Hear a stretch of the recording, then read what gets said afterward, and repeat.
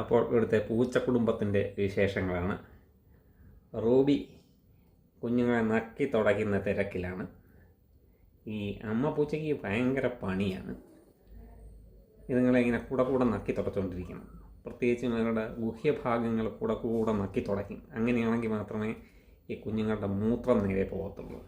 അപ്പോൾ ഇതെല്ലാം കണ്ടുകൊണ്ട് ഇവിടെ കാണിച്ചിട്ടുണ്ട് നമ്മളെ ഉണ്ണിക്കുട്ടന് വലിയ കൗതുകമാണ്. കൂടെ ഇവരെ വന്ന് നോക്കിക്കൊണ്ടിരിക്കും.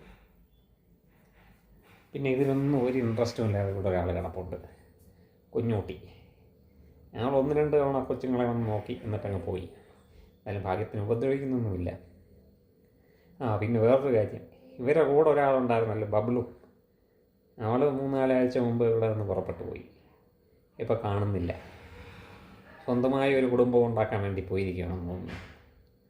ഇതൊക്കെയാണ് ഇന്നത്തെ ഇവിടുത്തെ പൂച്ച കുടുംബത്തിൻ്റെ വിശേഷങ്ങൾ.